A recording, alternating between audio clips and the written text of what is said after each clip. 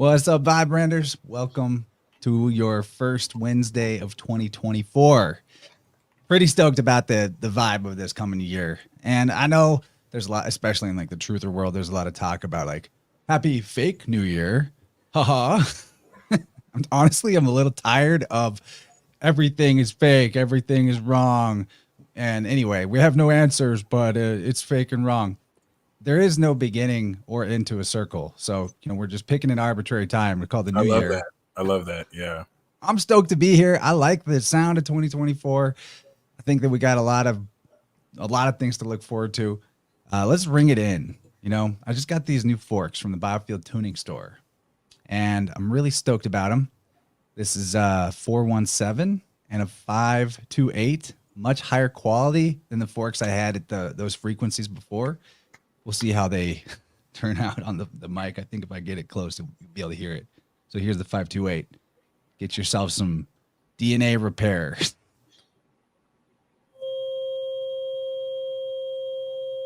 Here we go. Real quick about what you said about the arbitrary date. I recently learned that the January or December 31st date every year is where it aligns to where Sirius, the brightest star in our solar system, ends up being, or I don't know if it's in it, but ends up being like at the perfect like 12 o'clock position, or it's where it starts to kind of center. I just learned this. I didn't really know that as well. Wow, so that's not totally arbitrary then. But it's still, what you said was really amazing, as far as there's really no starting position on a circle.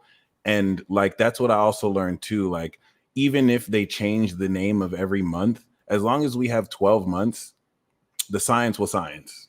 We'll have at least close to 350 65 days. So we'll be straight. Dude, you've been doing awesome work with this Astrology Debunked series. I really So love much that. fun. So I've much caught a fun. lot of that, but you've done so much there. And I think what's really profound and maybe helpful before we talk about 2024 is if you could give a few thoughts as to why the tropical system, in terms of what it is we're actually doing. Because a lot of people throw it out there like, well, you're just doing calculations. That's not the real sky, et cetera, et cetera. What are your thoughts on That is what are your thoughts topical. on that?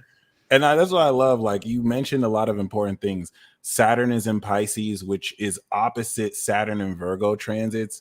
We used to have during the 60s Uranus in Virgo, Pluto in Virgo, where we had like innovations in nutrition and people being a lot more serious. So everything was hyper real. And now that Pisces is disillusioning a lot, this whole everything is fake thing is coming through. But it's showing who really knows their shit. It's testing the integrity of people's beliefs, myself included, like everybody. So I think that's, really amazing to see, as far as like people having to kind of like show for it. But yeah, really quick, could you repeat the question once again, just so we can get the right words? Yeah, man. I know this is a way bigger subject than maybe a soundbite answer, but No, you're straight. to establish why we're looking at this from the tropical system, Right. Right. like the criticism that you're just doing calculations, that's not the real sky, that's not nature, etc. What Right. because you've refuted that really well in your own channel with extensive, well reasoned arguments. But just so we set the tone for why we're talking about it the way we're talking about it. Thank you. The whole notion of that's not the real sky, and what's very important to establish is the authority people make their arguments with. A lot of people make these arguments similar to like a professional podcaster, or maybe a professional winemaker giving their expert opinion on neuroscience. And it's like, okay, you're not even a licensed physician. Like it's very, you can model your words to where it sounds like you know what you're saying. Classic case, astronomers and astrophysicists who talk about astrology, but they've never read a natal chart. It's an appeal to a false authority, major fallacy, where people don't understand the nuance that comes with the experience and expertise of knowing this. So I always love to say, like, if someone was a chemist and I was arguing with that chemist and I said, chemistry is bullshit, because I listen to certain chemists, self-proclaimed chemists in my circle group and echo chamber, and they don't know what they're talking about. And then this professional chemist who's like studied it for over 10, 20 years is asking me, do I know what a periodic table is? Do I know what valence electrons are? Do I even know what Na stands for? And I'm like, I've never read a periodic table. The chemist would look at me like an idiot, because that's what I would be. And this is everybody criticizing astrology who's never read a natal chart. They don't know what a trine is. They don't really know the science behind this. And this is proliferated even more by people who don't necessarily understand the science of it and maybe just picked it up on the internet and now, commit space racism to Scorpios because they heard that Scorpios aren't compatible with their chart, which now proliferates more skepticism and makes our job just so much harder. So, first of all, before I answer the question, three things. The first thing is you've invited me on here for a couple times, and I only now just understood what Vibe Rant means. You know what I'm saying? I was like, oh, this is nice. Yeah. Two, thank you so much for having me. Thank you, everyone in the chat watching, whether you're watching live or whether you're going to watch the replay. Thank you for joining us. Thank you for, supporting people like, you know what I'm saying, Chance and I, and for having the time to listen to us. And of course, three, I really do appreciate how we're able to drop in and connect again during these very key moments. I'm feeling it gets more of a tradition, and once again, thank you for having me. This is awesome. So once again, we'll start with the science. Very important.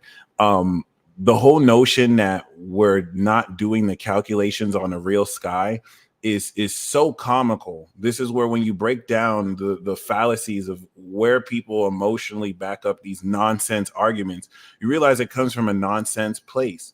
And that's the difference between education and faith, knowledge and faith, where when you tell somebody, what's your sun sign or what's your moon sign, and they say, I don't believe in astrology. Astrology is not a religion. It's not a belief. It's a language. That's it. It is a science. So whether you believe in a star sign or not, the sun is still going to shine every day. The planets are still going to revolve around the sun every day. It's something that exists beyond your subjective faith, belief, and principles. So when people say that those calculations are off and the sky is wrong, on NPR a few weeks ago, an astrophysicist and scientist, self-proclaimed, was talking about how, as the normal cycle of disinformation they love to share across all these platforms every other couple of years, your signs have shifted. I don't know if you knew. And she said one thing that was very key, which pretty much exposed the fallacy of her thinking, equating horoscope fallacy or constellation horoscopes to the zodiac. She said horoscope constellations are zodiacs. And so this is where everything that we do based on the tropical astrology that we practice this through, which is like basically running a program through Android, right, or Apple that functions this programming and numbers, right, is based off of pure math. You have, of course, throughout human history, different mythologies, different religious beliefs, different symbolism that each culture ascribes to the fundamental sciences. Chinese astrology, Mayan astrology, Toltec astrology, Babylonian astrology, Hellenistic astrology, the Greco-Romans that equated, Mars to mean war and Poseidon to mean this. These are just, of course, allegorical and mythological symbolism to account for the science that occurs, where if you bring the Bible in, Genesis 1:14, God created the stars and the lights for signs. That is talking about astrology. I'll even toss in, let me just say this too, ahead. that the priesthoods that actually created written language, they did it as, first of all, it was all math. Every letter was a number. Yes, Every deity had a number that was associated with its quality or what it represented in judicial astrology. yes. So even what we use language for now, written language for all kinds of like commerce and communication and entertainment and things like that, but that's all built on a system that was pure math and pure calculation originally in reference to astrology. Which is what the Mazzaroth is, the word of God, the stars, the actual principles that Chance just said, which created the alphabet, and the numbers. It all comes from there. This is where from the beginning, God already knew the end. He knew how he was going to set the sequence and language of these stars to know every transit before they even happen, to know the language between these planets, how it affects as above, so below. So people will say, oh, the planets don't affect you. They don't. Astrology doesn't work because planets affect you. The moon tide affects our water. You know what I'm saying? So that's already bullshit. Planets do affect us, but that's not why astrology works the way it works. And this is where, relative to those mathematics, what allows and enables astrology to be what it is the zodiac. Okay. The zodiac is the principal function through which the sun and the planets communicate, and we translate that language as above, so below. All right. So the zodiac signs are archetypes. The planets are the instruments that deliver the verbs, and then we get subjective with the houses. But like you said, it's really all math. So what happens is you have the constellations, which are star groupings, and then you have the zodiac. People think that the zodiac signs are named after the constellations, but that's not true. The constellations are named after the zodiac. This is why you have the constellation of Ophiuchus, but Ophiuchus is a constellation. It's not a zodiac sign. Constellations do not have an equal passage. People are really like, oh, the constellations are not 30 degrees each. No, the zodiac is. The constellations are not meant to be read on. The constellations, of course, this is why Ptolemy and the Chaldeans were able to innovate through Babylon in those periods astrology to account for the precession of the equinox. So this is where, you know, Chance and I, our sons, you know, his Aries sun might have been in Taurus, and my Gemini sun, his Aries sun might have been in Pisces, and my Gemini sun was in the constellation of Taurus. But it's because of the seasons that really our angles represent, which is why I represent Sun in Gemini and he represents Sun in Aries. Namely, constellations are not zodiac signs. So the zodiac is an imaginary space that with a 6-inch, it's the sun wobbling 6 inches in between that belt. If you think of a belt, right, that belt might be 6 inches long, and in between that small belt, the planets will wobble in between as it travels across this belt. That's the zodiac. You can see constellations, you cannot see the zodiac. And all the zodiac merely is, the sun travels across an ecliptic path. This is the message of Christ, the light of Christ, that the Son of God that goes through each of the 12 zodiac signs, right? The 12 apostles that carry the message of Christ, the 12 brothers of Joseph, the 12 tribes of Israel. And the reason why this is very, very, very significant is just the ecliptic path of the sun alone proves astrology. This is everything astrology is based on. People will take the practice of astrology. People will take misconceptions about what astrology is, but no one who can tell you the science of this can tell you they're an astrologer. It's literally like me saying that I'm a doctor, but I don't know the Hippocratic Oath, and I don't really know biology like that. I can't really, you know, I just kind of guessed my way through this. And that's the difference between a licensed physician and someone who's not going to go to jail because they're licensed.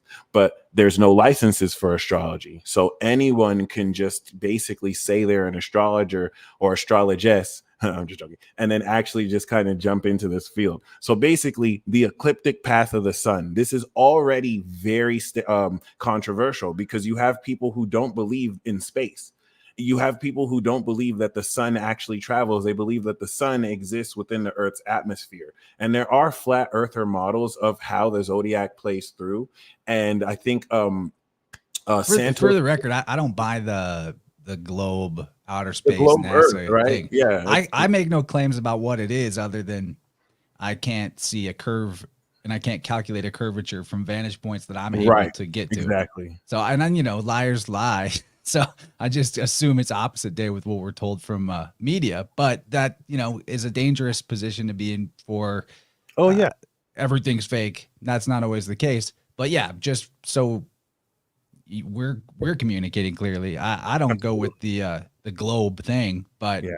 I make no claims about what it is specifically. I mean, it's not perfectly round. And first of all, the one thing flat Earth community and I have in common is that NASA is a bunch of liars. We both do not trust NASA or NASA.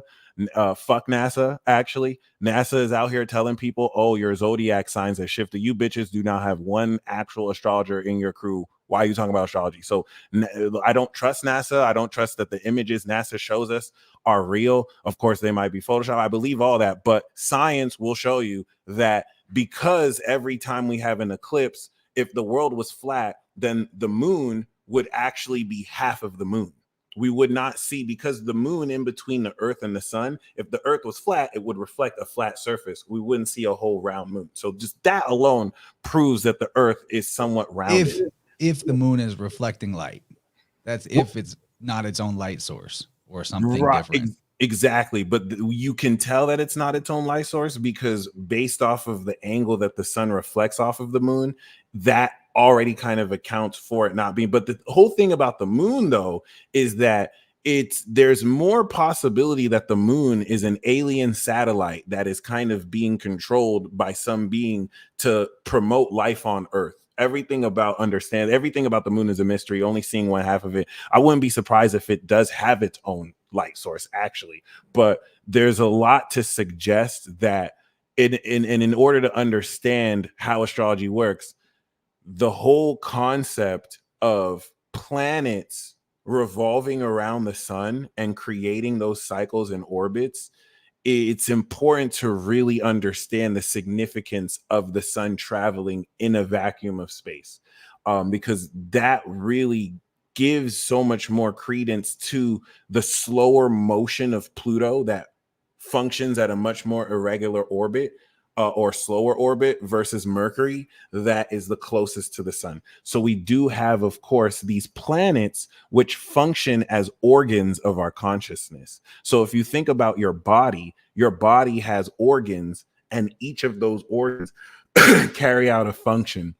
Your heart carries out many functions. Your brain carries out many functions.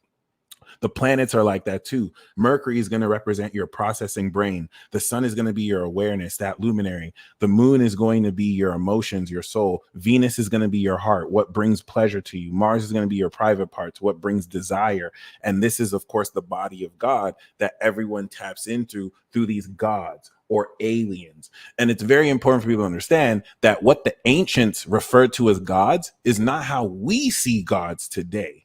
How Christianity and all this, the advent of, Roman Catholicism and religion, demonized the word demon, which was also used to refer to as a judge or a god, and the whole notion of how they understood gods as eternal concepts versus the way, worship and deity worship and sacrifice has kind of been edited into our understanding to insert a middleman to where our ancients used this practice to connect directly to the cosmos, to the universe. So The ancient Greek word demonia, which is demonia. where demon comes from, it meant spirits of dead humans, basically. Interesting. And So that's the underworld connotation with Scorpio too, and Hades. That's exactly. beautiful. So like the savior psychopomp figure or deity was the guide to these lost souls. And then once that word demon got flipped to be, infernal, pre-existing, monstrous, evil spirits there just to torture humanity. Once that idea got inserted into the consciousness, everything retroactively about the ancients started to look really bad. Like, oh, they're Exactly. worshiping the devil. But really, Right. like this guy who was the chief of the demons was in fact the oldest or the first man, or like the Adam Kadmon, the primary being that sired everything else. So of course he's been in the underside of consciousness the longest, or That's under very the deep. earth. That's very deep, especially thinking about how demons who were once human, who transformed into if you look at it at the negative connotation. But I mean, it's very beautiful because a lot of these religions, once again, have plagiarized and stolen a lot of these themes from these older religions, these older cultures, the indigenous peoples from these cultures as well. So it's just beautiful seeing the Dogon tribe and other such ancient tribes be able to account for Uranus and Neptune without even a telescope without even seeing that it was in orbit. So basically, the sun travels across an ecliptic path. Okay, because the Earth.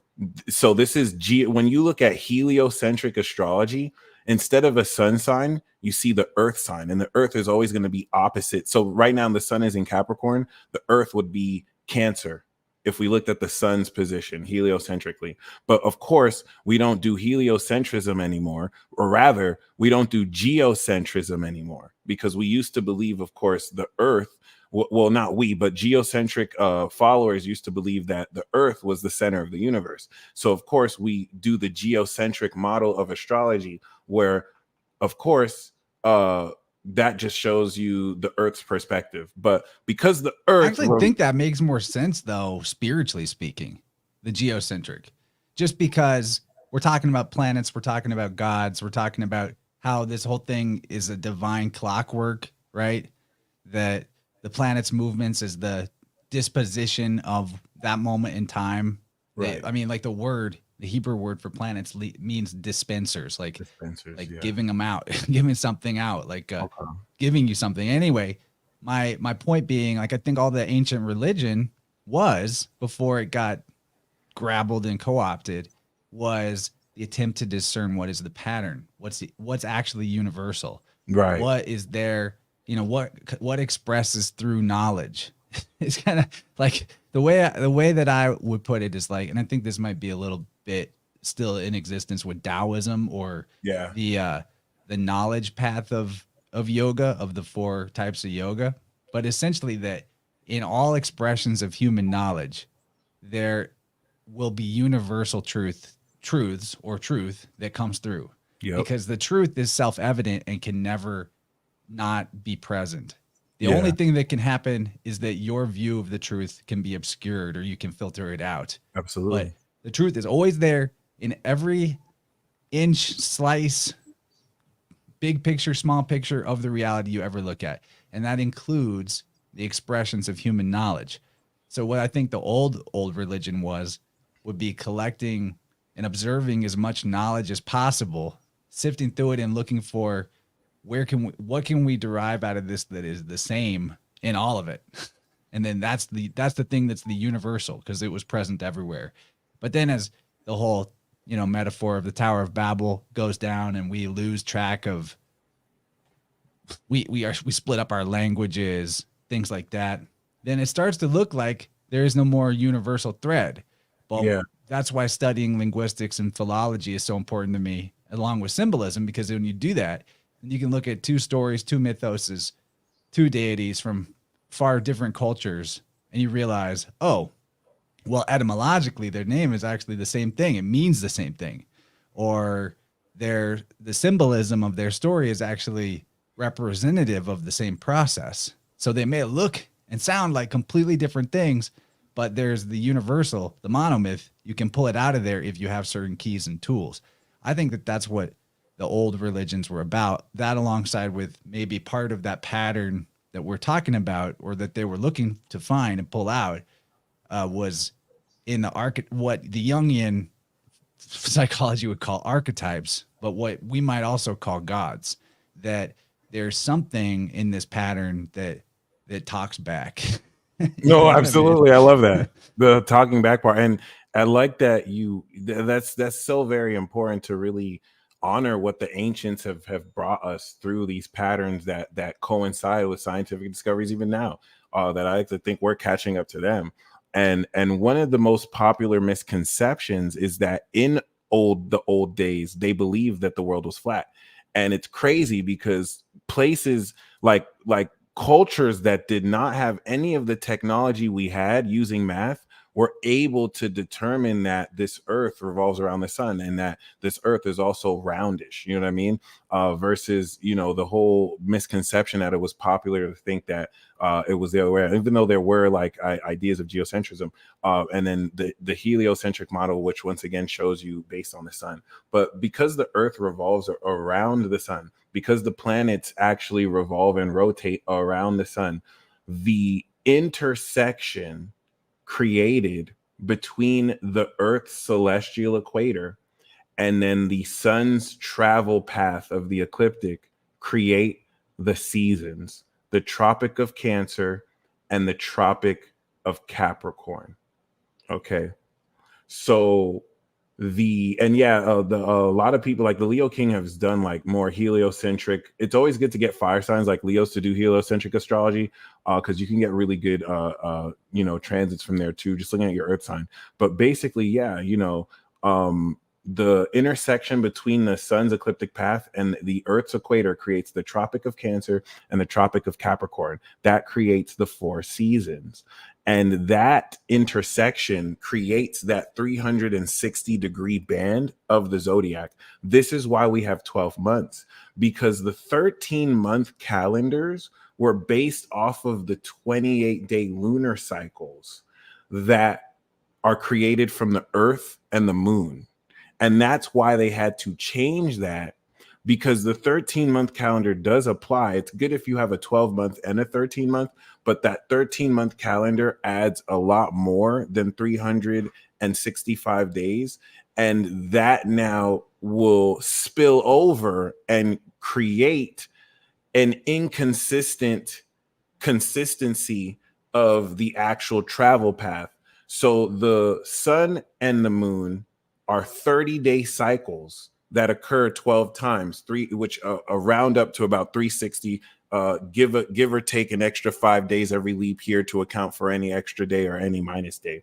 But basically, of course, this now creates the zodiac. The zodiac are now mathematical divisions, because remember, this is all the imaginary space. Every year, the sun travels this ecliptic path. So relative to the earth, with the intersection of its equator, it's of course going to go every year around this ecliptic path. That means as long as this is earthing and we're doing what we're doing every day faithfully, the sun will move 1 degree. That is that 60 minutes or really that 1 degree rather movement every 24 hours across that ecliptic path that we know is true, because every year on the northern hemisphere, we have equal day and we have equal night. March 20th. That is what creates Aries, not because of the constellation, because March 20th is in the constellation of Pisces. So the reason why people born in Aries season are Aries has nothing to do with the constellations. It has everything to do about the seasonal spiritual change that brings in new life, that brings in equal day and equal night in the southern and northern hemisphere. All right. And this is where what has science caught up to and found out? We know that the zodiacs are just mathematical divisions of seasons. Every 90 degrees is a season. 90 degrees Cancer, 180 degrees Libra, and then 270 degrees. Each of those seasons are divided in 30-degree pies, which give us, of course, 3 facets of each season. And what has science proven about seasons? Seasons affect human temperament. That means No way. yes. So depending on the season you're born, your personality is going to be different. Sounds just like a zodiac sign. To me, that's that's what I wanted to get to with all this, is just the simple truth that we are not having a different season just because we have a precessional shift in what shows up at what time of year above us.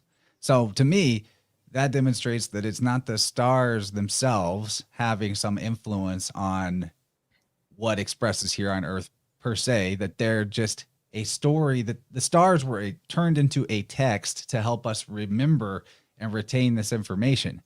That's what it was. It wasn't that the stars were doing it and people figured that out. And so they gave the constellations the names and traits that they did. It was that they made the stars into a text. Exactly. Gave them mythology so that the information could be recovered. And that's why it shifts. That was perfect. Thank you, Chan. That's why it shifts, because the pattern that, of course, every season, right? Every spring, we come out the winter, and what happens? Things start to grow. And so each culture came up with their own symbolism. They gave that the symbol of the ram.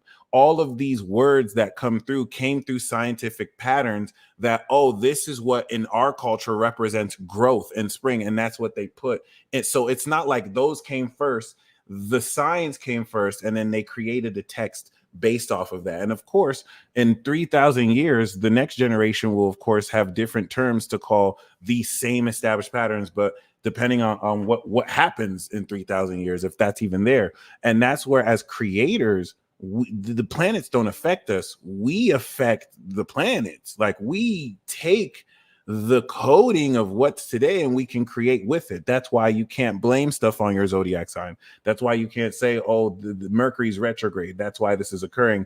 This is just space weather. It's space meteorology. So we know that the zodiac is just a mathematical division of the sun's ecliptic path intersected with the Earth's equator.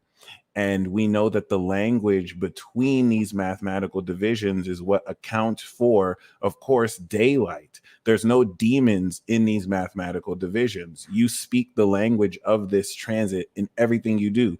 You cannot say that zodiac signs are demons and then tell the time, because if you think zodiac signs are demonic, telling the time and having a clock is demonic. And people do not understand that there's no difference between these mechanics. That is literally just delineating sunlight and it's day. That's it. So, of course, we're in Capricorn season. We've passed the solstice in the northern hemisphere, where we're coming into officially more day than night, hence the return of Christ, right? Resurrected after 3 days. And this is what, in answering your question, accounts for the scientific basis of why the zodiac will always be accurate, of why people listen to my videos and they're like, how are you so on point? I was just telling the time. That was it. Good stuff, man. Let's speaking of telling the time, you want to get into some of what's coming up for 2024 as advertised in the title of the video? Let's get it. All right. So first of all, got to thank my beautiful wife, Woo! Jenny G. Shout out Jenny G in the chat here. She made us this slideshow, saved me the time I could work on other projects and research. Really helpful. Got a lot done with that extra time. And she made it prettier than I would have made it. So the first one I've got up here, and we can go through kind of a month by month as well, but I wanted to really talk about Pluto because I think, at least from my amateur astrologer lens, I think that that's kind of the star of 2024 in terms of the biggest shakeups. So why don't you talk a little bit about what Pluto represents? You know, I'll preface it with, I find it fascinating. Pluto was, you know, quote unquote, discovered by astronomers at about the exact same time, if not the same year, that the theory of the unconscious was postulated in psychology. That's crazy. It's not a coincidence. Yeah. Yeah. As above, so below. It's so beautiful. A lot of how we play out this divine symphony. And you're right, Pluto is definitely the star. It's going into the sign of the star, Aquarius. If you go back to 95 and if you go back to 2008 was such a historic year because Obama got elected, which really changed people's perception of what was possible, even though at the time we didn't know all of that was controlled and organized. All of that was controlled opposition, right? And should have known the guy would be dropping a lot of bombs. It's in his name. Yo. Hey, it is what it is. And it's important to look beyond what Obama represents, because he was just the manager. He was just the president, the face, right? We always have to have a heel and we always have to have a face. And it's crazy because 2008 was when Pluto went into Cap. 2024 is going to really adjust the entrance into Aquarius. And oh God, everything about this spells revolution. And without being as vague as possible, Pluto Capricorn represents the control system. If you think of Bruce Lee telling us to be like water, and Aquarius being the water bearer. Well, Capricorn represents the system, a glass cup that has held the water in place through organization. and Pluto has created cracks in that water, banks crashing, authorities getting exposed, countries and collapsing, war. And the thing here is Pluto going into Aquarius is that glass shattering into the sign of the water bear, where there could be the potential for full-on anarchy. But just like the 1700s, where we saw the rule of the monarchs crumble, not overnight, but over the following decades, that's what we're going to see with democracy and corporations. We're going to see the orders. That's the really unexpected thing that no one is going to account for. The control that government authorities have over the people is going to transform. There's things outside of scheduled programming and extraterrestrial frequency wars and contact that will now upset the status quo of the entire world. And in order to really appreciate this, we have to look back to the 1700s, where we're seeing a repeat of history, where, people think of the French Revolution, but they don't remember it did not just happen overnight. The French Revolution happened, then Napoleon went to war with so many other monarchs who wanted to reestablish the old rule. And then even after Napoleon was ousted, the revolution still ended up succeeding later after the monarchs came back in power and then were usurped again. That could look like, people overcome corporations, then they come back after a third party revolution, but then the people come back again. Anything is possible. Please go ahead. Well, then before you're very right to bring up the last time Pluto was in Aquarius, we had American Revolution, French Revolution. Particularly interesting that, that means that America is now coming to the end of a full Pluto journey. Before that, Pluto in Aqua, the 1500s Pluto in Aquarius was the same time as the English Reformation of the church. So like the Protestant Reformation, in a sense, which at that time, the power structure and authority was so heavily vested in the Roman Empire and the Catholic Church, whether from Spain or from... That was the last time it was before the 1700s? And then it was the Protestant Revolution, and then we had... Into Pluto Aquarius? Yeah, that happened exactly fucking then. God, I didn't know that. That's crazy. And then you had that whole spell between between that and the 1700s, where it was more like monarchs actually had some real power, and it wasn't so heavily invested in the church. The church was still around, was still a force, right? But it took, it kind of took second place. Dude, that is mind blowing. And I've been thinking about this a lot, how I would describe Pluto to help people comprehend what it really means for, because you'll think about this in your own chart too. Like, what does Aquarius in your chart represent? What house is it, and things like that. Because Pluto is the slowest moving of these planets, you could think of it like every system that ever existed, whether biological or artificial, no matter how perfect and well-tuned and well-crafted and balanced it is, over enough time, eventually it will become corrupt. Yeah. Period. That's what in biology, that's aging. In government, it's pretty self-evident. So by the time Pluto hits a house, by the time Pluto comes into a sign, that sign has reached peak corruption. Yeah, and I have chills with you saying that, because that's the theme of Pluto Aquarius, the corruption of humanity, and simultaneously the awakening and revolution of humanity, which is going to account for, just like every other time Pluto was in Aquarius, during the Protestant Revolution and during, of course, the 1700s, mass extinction events, war, pestilence, famine, death, because this is getting ready to set the tone for the brand new generation and the Pluto Aqua and Pluto Pisces kids that are going to be born. I thank you so much for bringing up the end of the Catholicism, and bringing that is so key. And things like that are how we even have, there's a question here, how did Pluto get all these associations since 1930? This is how, is people retroactively, retroactive, they consider its cycle, and they retroactively apply that to But it's funny because we don't even really like it's if Pluto's only been observed since back then, we've not even actually with our own eyes or anybody with their own eyes observed it do a full cycle. So this may Exactly, exactly. and that's what makes it the representative of the unconscious in the zodiac in a way because it's like not visible, it's far out, it's all encompassing, it's the biggest circle that we're measuring. So there's a lot to that. And my theory is that every generation that witnesses that witnesses alien contact because it's such a long cycle. You can think of it as aliens that return. And of course, certain lifetimes go without seeing them return in their cycle. And the thing that we also want to take into account is the curtain with Saturn and Pisces is being pulled back over how most of these governments work together to hide information from us, because there is the concept that every government has information about Antarctica that they won't let people travel to. They have information about what more is there in the world out in space and beyond this planet. Like there is truth to the whole notion that there's probably more land outside of just this world. There could be an inner hollow earth, and there's information that if released will destabilize participation in society. So governments, of course, have outlawed the revelation of this. What happens when all of this gets revealed over the next 5-10 years? Revolution.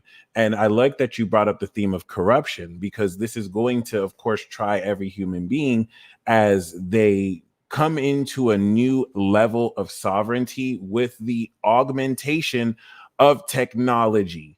And now, if we want to look at Pluto's dance in 2024, this is the last year it's going to retrograde back into Capricorn. 2025, it's fully in there once it goes back in November. And the reason why this is very, very, very important and very, very, very key is the retrograde back into Capricorn is right after that glass breaks. And we can never go back to the old structure, and banks start crashing everywhere. And if you haven't built your ark, Noah's Ark, to make it through into this new world, you're going to be washed away with you. And this is as practical as you trusting in the dying system and putting all your eggs in that basket instead of investing in the future that may look weird right now, but is ahead of its time.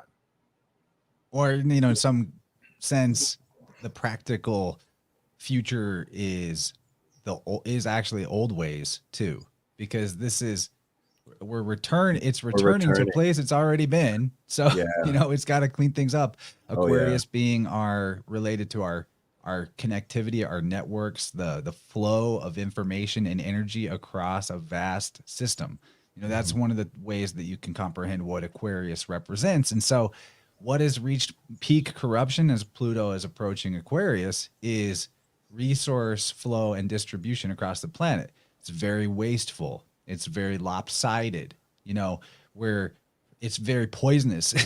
Where people, think about it, like where people get their food for the most part is not looking good. And so Right. if people are still kind of in the old system, Especially if going they're to poisoning the McDonald's, food supply and the water buying the supply. GMOs and all of that, at its peak corruption level, and they haven't started a shift into a different resource network allocation flow, entry Now point, get this, you'll be bro. in trouble. Tell me what you think about this, because you piqued my you triggered me with the word energy. I have a couple theories about Pluto Aqua, which we'll talk about. But Pluto Aqua, I feel like, is the energy revolution, where every human being recognizes that there's a new source of energy that's never been new. It's always been around, and you can harness it directly, beating the need for corporations. So how do we limit this in people so that we don't lose money? And now, how, you know what I'm saying? Like, it's hard to put into words now, but I think through our minds, this is what's going to activate that. My last guest on the podcast, he got paralyzed from the chest down, and he channeled energy with his higher mind into his body and fixed his permanent paralysis. He was going to be permanently paralyzed for life. Surgeons, doctors, it's all documented. They said so. He Done. channeled energy with his higher mind and cured Done. permanent paralysis. That's the Yes. free energy. Thank you. So yeah, I have chills all over my body. That's it. And That's then the it. other thing I want to put in too is about networks. Some people are always going to be a little ahead of the sky clock. They felt it coming. They listened to the right messenger who was saying it's happening.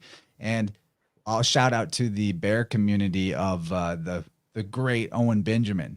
And he's got a giant network of people that sort of just they gather around him as a tent pole. The only right? person to get his jokes stolen by Dave Chappelle and other comedians. Yep. Shout out to him. So his community, or the community that all, has one thing in common, that they like that guy. There's a huge movement with thousands of these people growing their own food, employing each other, sharing skills.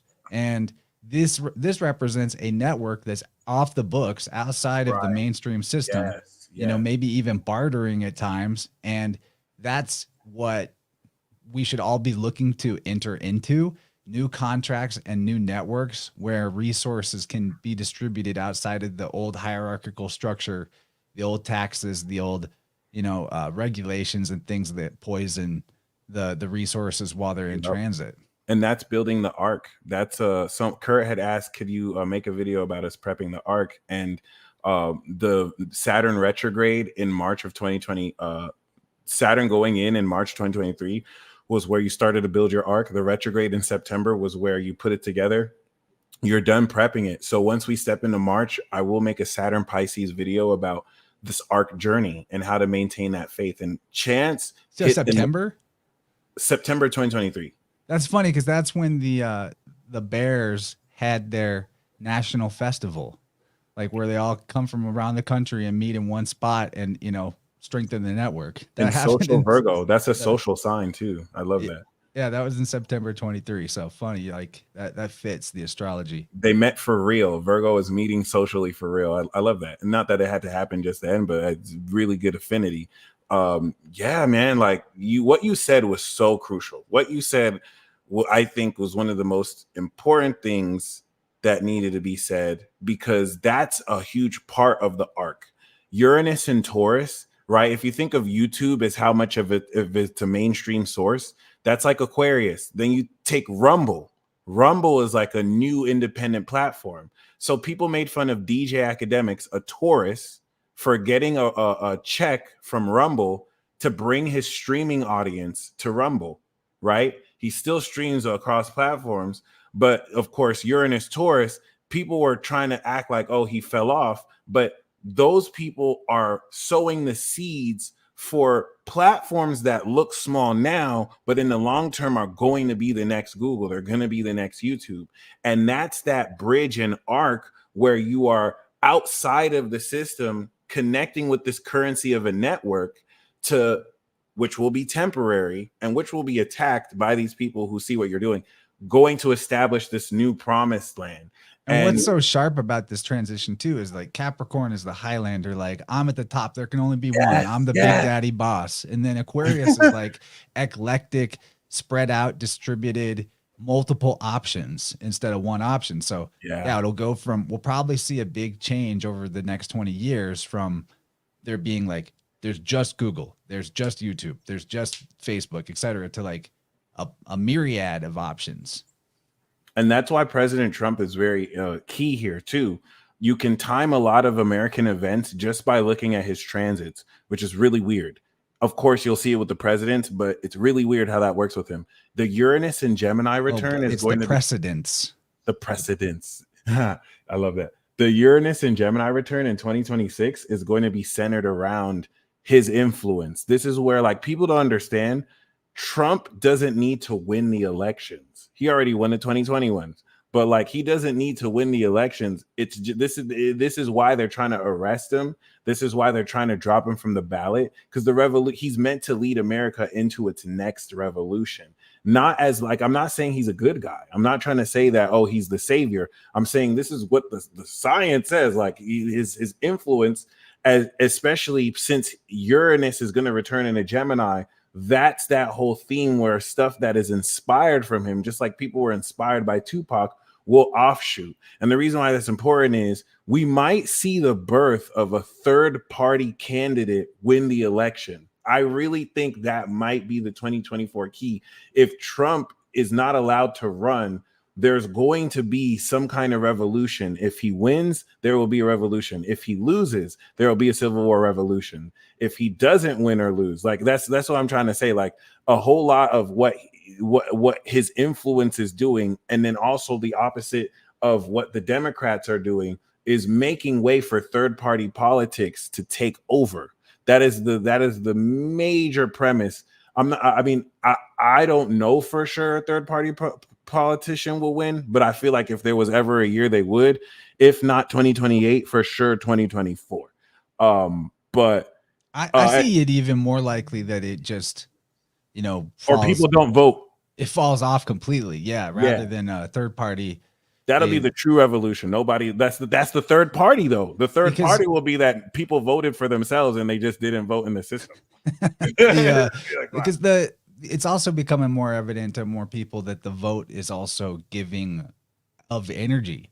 Yeah. That's part of the thing too, is like reclaiming our own energy. But remember, no vote is a vote. And I think that's going to be, I think you nailed it. I think that might be more the revolution, where especially if people are seeing that their candidate is off the ballot, you're going to see a larger amount of people not vote as well. I think the real revolution might be through non-participation. Yeah. And that might sound like apathy. And boycotting. But if we boycotted, you got to understand, politics is Hollywood for ugly people. That the power comes from a bunch of people that saw the Hollywood for ugly people on TV say this is what's happening, and so they act accordingly. But the further we go into non-participation, non-observation of that particular pro wrestling match that is called politics, the less influence that government has over human life and affairs. Amen to at least that type of government. I mean, I think it's that simple. I think we feed it so much attention. Well, if we have to it's going to be energized. If we have to throw you in a camp because we have to force you to take something because you won't take it, and we isolate you, and we have to make you not breathe because you're fucking up the world for climate control, this makes it impossible for us to get together. And I think this is how they're slowly but surely, you can wear it if the shoe fits, is kind of taking advantage of the information channels, which is why apps like Telegram and things that allow us to communicate this. And bro, Chance, thank you so much for mentioning the person who healed his body with energy. That's the revolution, guys. His capacity to channel his higher self. What if that opens up a telepathic grid and channel that opens up our abilities so much stronger? This is going to put a lot of doctors out of business. And this is what's going to be a major element of this, to where I can just use my mind in order to awaken who I've always been, like the ancients have, and see through all the deception of the system. And I think that, bro, thank you. That was the most important thing I think you said today. People can heal their body with their minds. Like conventional science, birthed from materialist reductionism and empiricism, has nerfed you from the fact that you can heal yourself. You know what I mean? Like you can literally manifest anything. That's actually the only thing that ever happened in healing. It's the only way healing ever happened. Yes. I mean, there's such a thing as like trauma triage, that type of thing, where someone else can come in and like stop the bleeding, keep you alive. But the most far out view is that it's all, everything here is a figment of your imagination, man. And that's not going to really stop certain licensed physicians from sharing their expertise. If anything, they'll be able to afford the practice, but it's going to really dead that Capricorn old world of industrial, destroy the planet to sell manufactured bullshit that fucks up the rest of the new generation. Pluto Aquarius kids and Pluto Pisces kids are going to shame the older generations for how this has occurred. But yeah, I think Pluto Scorpio, we're good. Pluto Libra, we're good. But like, and Pluto Virgo, we see you too. It's just very, their opposition is Pluto Leo. That's going to be their op. But what's going to be Trump's generation, ironically. But personally, this You're is Pluto Scorp, aren't you? Yeah, Pluto Scorpio. Me too. We're close to the same age. Oh yeah. And we're bringing the transformation of society to birth this exposure and birthing. My sun and Venus and Mercury, all kinds of stuff is all piled up in the 8th house. So like, I'm about it. Oh yeah. Transformation, taboo. Let's go. Rebirth. Let's go. But like, I think the first part of this Pluto Aqua is exposing all the lies, all the conspiracy theories that are no longer theories. And this is where I think there'll be credence to a lot of flat earth theories, is just the understanding of like, do I believe the earth is flat? No. Do I believe that they're hiding the wall behind Antarctica? Yeah, Well, but absolutely. okay, but on that subject, have you ever thought about how a sextant works? Sextant? Yeah. So a sextant is able to measure the distance from one place to another, but it's a trigonometry device. The sailors use it, Oh, okay. Right. and it does not work with curves. It only works with a triangle. So for the fact that a sextant is something that navigators can use to accurately get where they're going using the stars, that mean it's game over. Like that's not a curve that you're on if that works that way. Well, And that's anybody because can use it. there's such a large expanse of flat space that wouldn't necessarily mean that there isn't a curve outside of that. And I get what you mean. Yeah, yeah. But if there is a curve, it's a way bigger Exactly. And ball. Way bigger. and that's the planet. The planet is, I think the planet is so much bigger than the maps have shown us, because they're lying to us about extra land. But you know, personally, I think maybe it's like I don't think the world is perfectly round. You know, it wouldn't be far off to say there are flat parts, or it's like some kind of oblong figure. But I can say for a fact I have never seen the Earth, so I could be wrong. I could be wrong. Maybe if I were to fly up and I were to see what it was, we'll see. But see, we can fly, bro. We can use our chi to fly. So like, I think we're going to astral project or fly and see it ourselves, and that's going to be really dope too. I'm in for that. Yeah, I think that's part of the renovation of our unconscious that's going on all the time with Pluto. Is there's a lot of you can't do that because I said so, or because right. you read that wasn't possible, and we're looking at the last gasps of authority, and then now that Pluto's moved through that, now that sign Capricorn is going to be in a new state in a sense, like starting fresh. And that's interesting. It won't be like instantaneous flip a switch, but in the coming years, and it will take a while, but we'll be rebuilding our idea of authority and power structures in the world. And that's interesting. That means that the Legos are going to be on the table, disassembled, and grab whatever Legos you can, put something together. Like now's the time. No, and everyone represents a puzzle piece. So in this awakening out of the corruption of humanity, it's everyone with their wisdom creating a new puzzle together to form a new collective, a new era, a new generation. And yeah, it'd be interesting to see. I think during this period, the poles may switch, if that's actually a thing.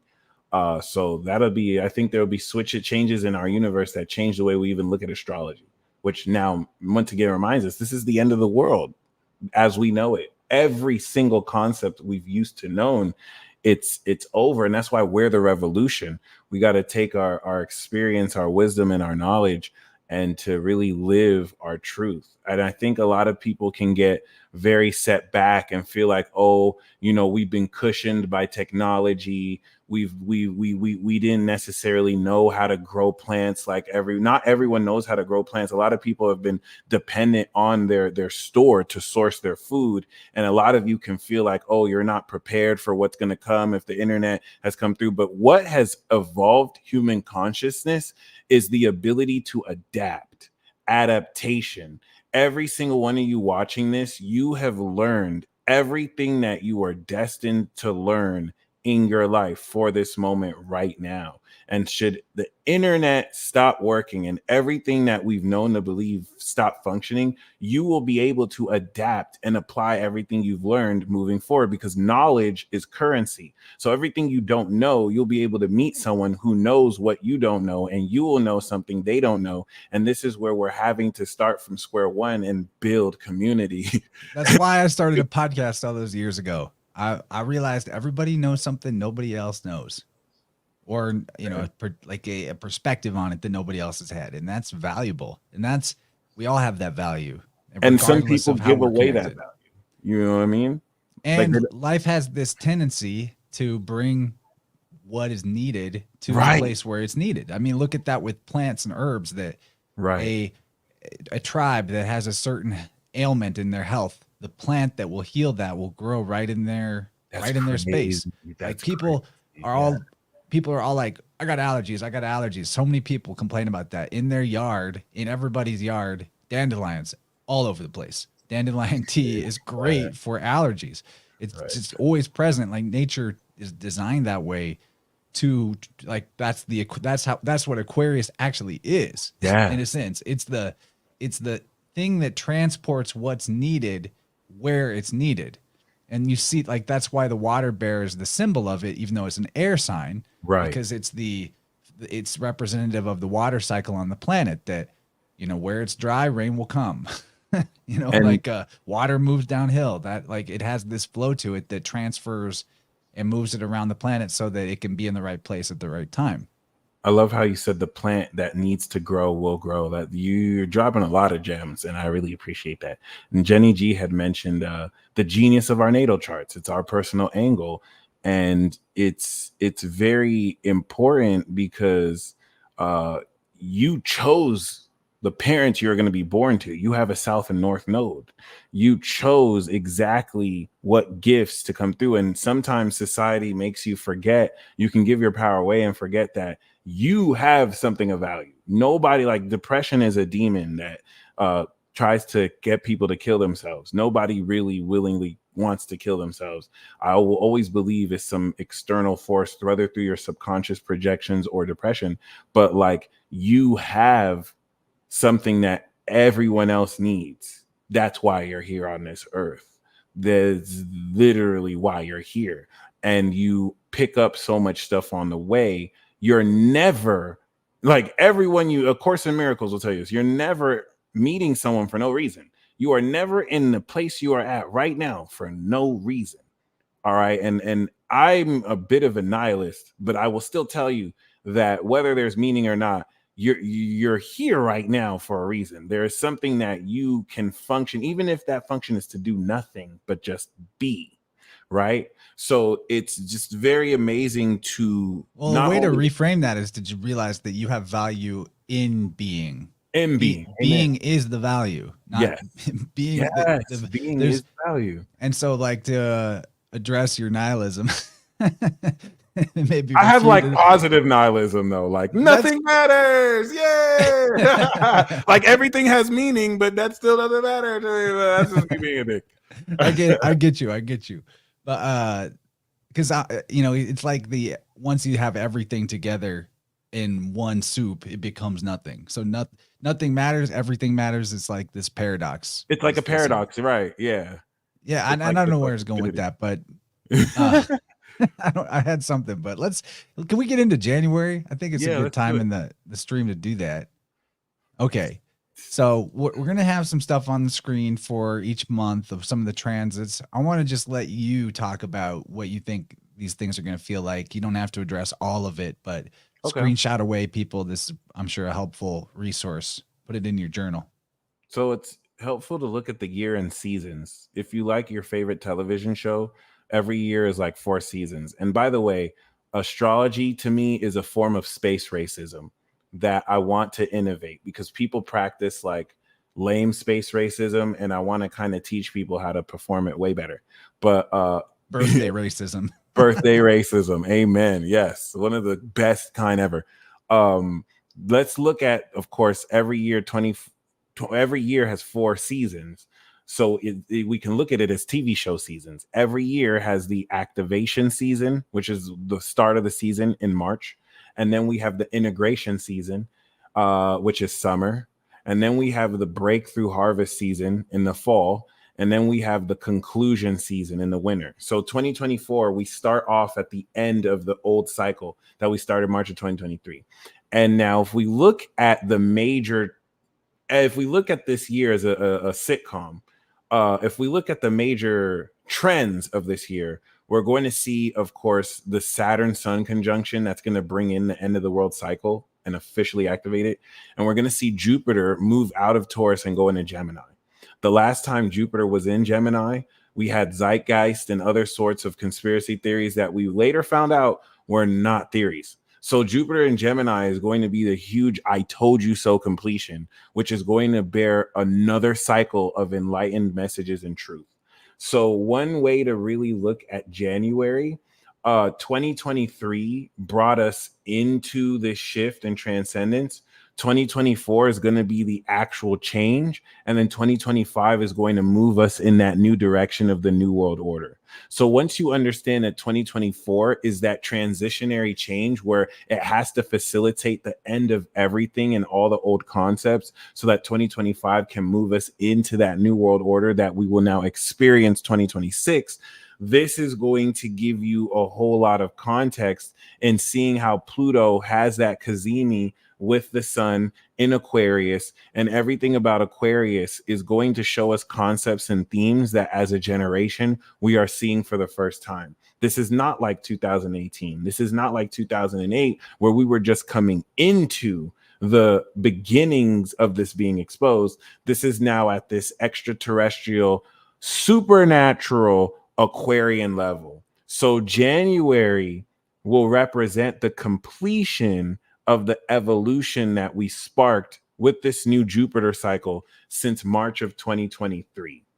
January is going to be a sneak peek of everybody who is central to you in this revolution. I want you to think about the civil rights movement. I want you to think about the Revolutionary War where the British were coming. Okay. We can fast forward all the way to the beginning or end of George Washington's first presidency. You know what I mean? When he is, of course, passing the torch to the second president, he's going to remember of all the people who he had initially met when writing that Constitution was just an idea. All right, of course, relative to the actual analogy, they signed it at the end of Capricorn. But let's just assume for the purpose of this analogy, the beginning of Pluto Aqua was that revolution. And then the end of that was, moving forward, right? This is where, if you think about after the success of the civil rights movement for that time, all the people who, when it was just an idea to create civil rights, all the people who were the central characters who they didn't know would end up playing all these pivotal roles. That's what Aquarius in January is showing you this season. At this stage in your development, you have activated the final awakening with this Pluto Kazemi to this connection to your higher self. And I love the paradox of endings equal new beginnings. Let's say the power of Christ, this OG self of you, that you can connect to your higher self, to channel energy, to heal half of your body that was paralyzed before, represents the awakening of your body. We see the breakthrough point where you initially realize pure crystallized connection versus the end of the cycle, 29 degrees Pluto Aqua, where you have developed such an extraordinary strong connection with this higher self. You have a specific language you speak to it in. Boom. And like it comes through. So this is that progression where we are coming into that eclipse of, oh, wow, this is what it actually is. The beginning versus the end, the star card. There we go. I just popped that out of my deck, right? Like, I thought you just pulled that out on purpose. I didn't know that. No, I pulled it out of the deck randomly. And look what's on bottom. It's gone. Wow. Yeah. Oh my God. That's crazy. I got the hot hands like you, dude. We both got the hot hands. The hits don't stop with you, bro. And that's why I love Aries. The older I get, Aries is the one. Aries is the one. For any of you who are looking for the one, find an Aries. Aries is, of course, like the archetype of the one. It really took me. I'm literally looking at January 1 as I say this. So, and that's very important because the North Node in Aries is highlighting this beautiful transition into individuality and the revolution through Aries. So those are your connects. You have to find people with Aries energy, just like what I'm doing right now, connecting with Vibe Rant episode 115 through this individual platform is a function of this, because he is stepping up into his power to be this individual. So that's what Aquarius sextiles.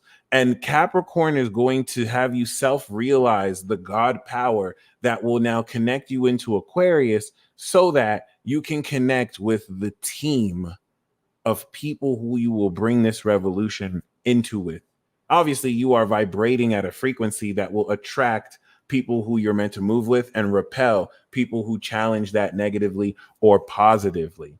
So a lot of the new moon and the full moon in squaring the nodes is having you direct the integrity of the ascended perspective in Sagittarius, and seeing, of course, Mercury go direct. This is taking everything we've elevated in our perspective and completing the synchronization process between our higher and lower selves, so that we can begin to utilize it. AKA, January is the month where you complete learning how to use your super God powers. And Aquarius coming through February is going to be the knowledge of your unique God powers that help you stand out relative to the rest of humanity, in which you will connect with your X-Men team. It's going to be very wild. So pay attention to people that are in your life through this month. And you think, I don't really believe in like pruning people out of your life, but like just watch who floats in and watch who falls away. Watch what behaviors you're attracted to and what behaviors you're like are repelling you that maybe were habitual before. Yeah. And maybe that really set up like that preview for yourself, or treat this month like you're writing the prologue. So to whatever degree, don't worry about like what you can or can't have steam to keep going with, or if you wobble a bit or fail a bit, but like really write this month as your prologue. I already see it in myself that there's certain things that I'm feeling inspired to do that I've always wanted to do, or I look at it like 2023 was me getting the hang of the super God powers you're talking about. And also just the getting used to going full time. Awakened God powers. Let's say that. Yeah. Okay. Yeah. Okay, that's a good way of putting it. Like 2023, the God powers, I'll explain what that means for me uniquely. They were present, but almost like I was testing the limits of like how well did they come through even when I don't feel always optimal, or like if I'm tired, or if I'm like my habits are perfect, or things like that. Can I trust that this connection is present no matter what, even if I'm not fully feeling like I'm in the zone or something like that?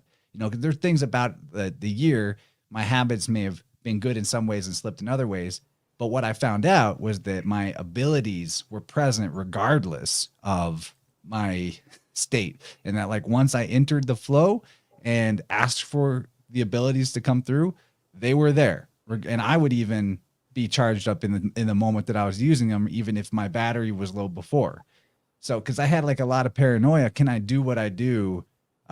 Will there be a day where I can't do it today, but here's the client, they need me, they paid for it. What's going to happen? So 2023 was almost like unconsciously testing the limits of that.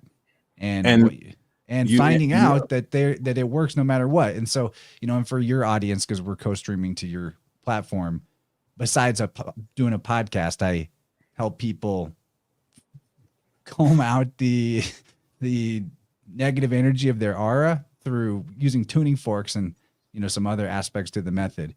But essentially, like what you're talking about, super God powers, that might sound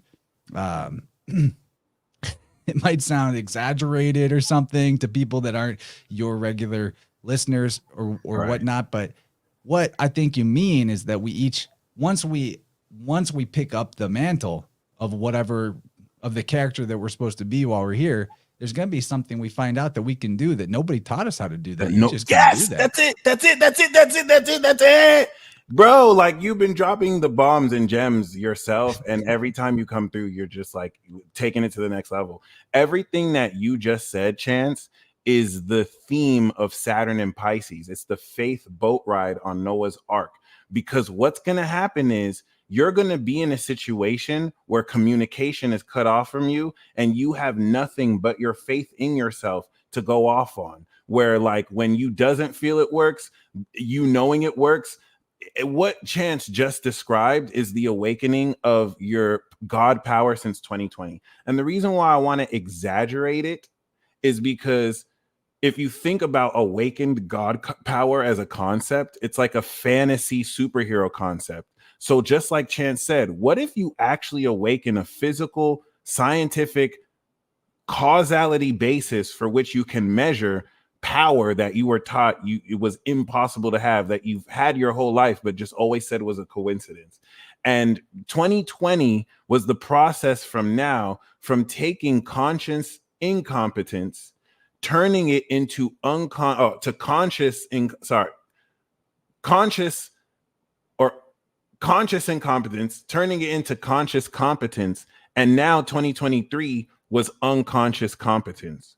That was all 2023, where now you've awakened. Dude, that is what it felt like, unconscious competence. Exactly that. But now I'm aware of how it works and the mechanics of it.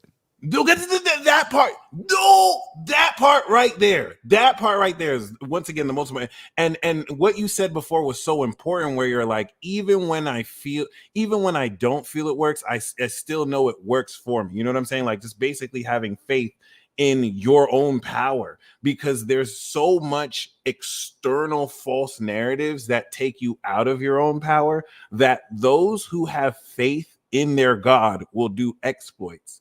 The people who are going to give their power away because they don't believe in themselves, they're going to die.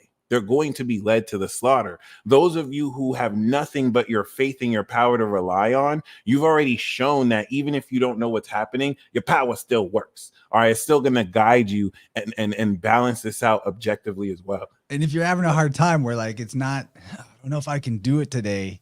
If I ever had a day like that, I just, at that moment, most of the time I do this anyway, but I like give it up to God. Like, God, you got to do this one. I don't know if I've got the juice today.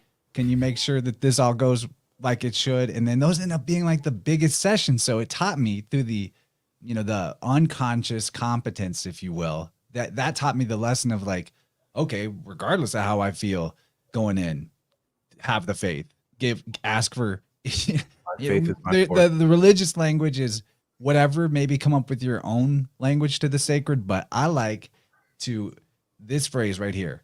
I invoke the source and singularity of all life.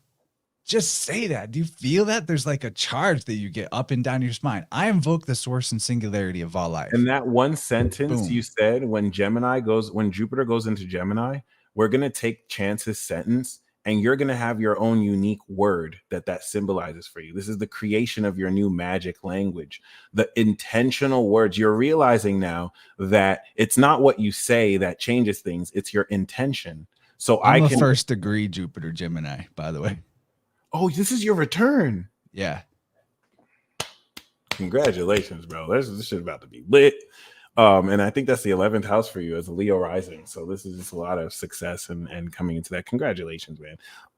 It's very telling too, because one thing you just gave me another epiphany, where how do I make sense of, January 1st, starting the new year during the conclusion arc?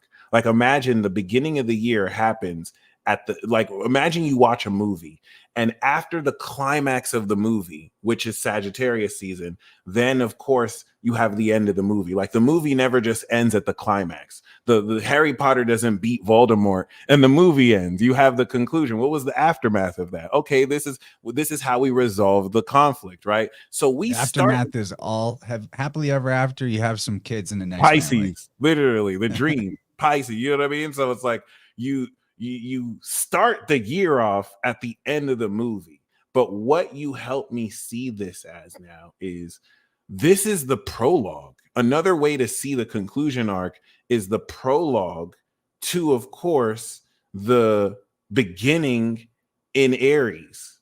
So it's like we get to review the old story and then begin to write what we wanted, what this next story is about to be about, and Or what we think of it believe. like nonfiction, man. Like, because this is real.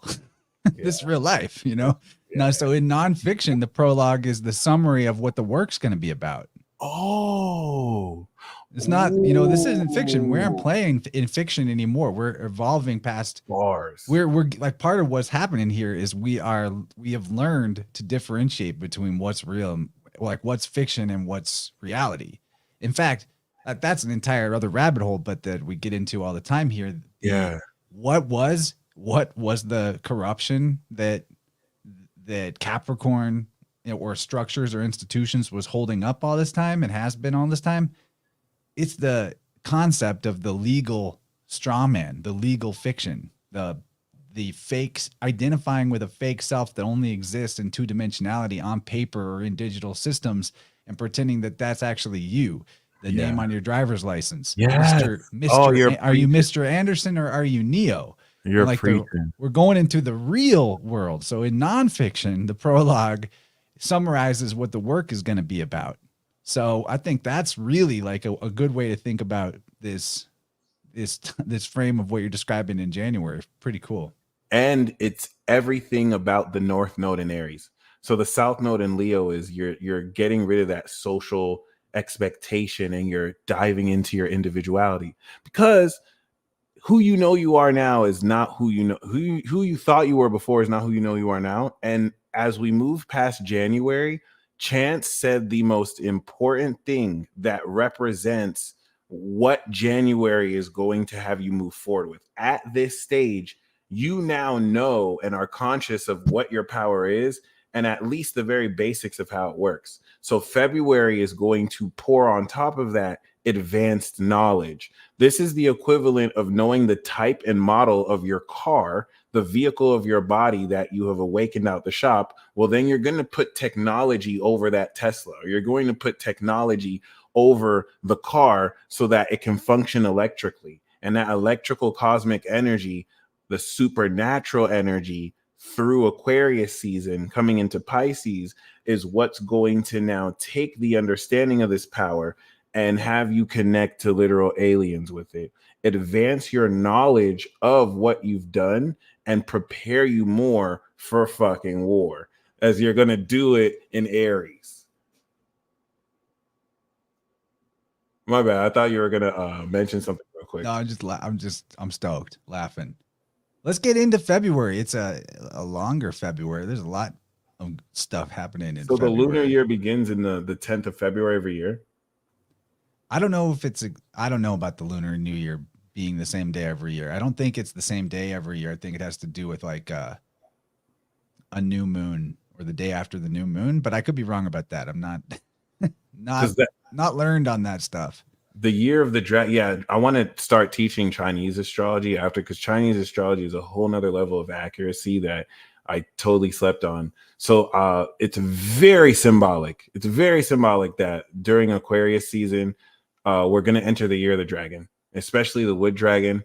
Um, Everything about Aquarius is going to fill you guys so much with hope, because there is going to be a whole new legion of bullshit to prepare for the election cycle and to prepare to just trick people's minds. But by the time we come into, of course, Aquarius and Pisces season, right? I think the most important part of this is the Kazemi. And I'm going to explain the Sun, Saturn, Pisces, Kazemi.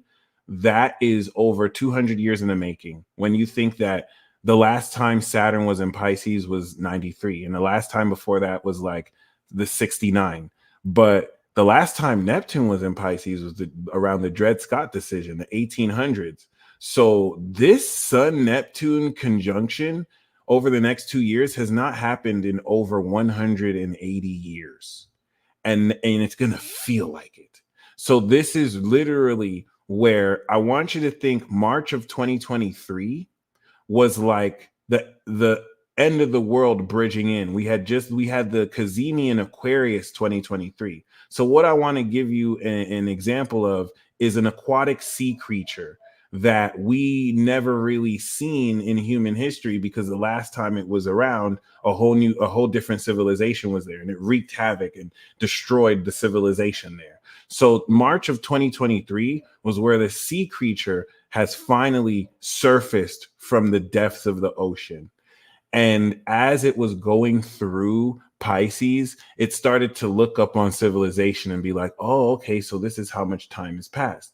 Then it retrograded in September and went back to that ocean spot just to get some stuff, right? That should come out through there, right? And now it's gone direct again. That ancient aquatic sea beast, all right, the Sea King, has now returned back to land.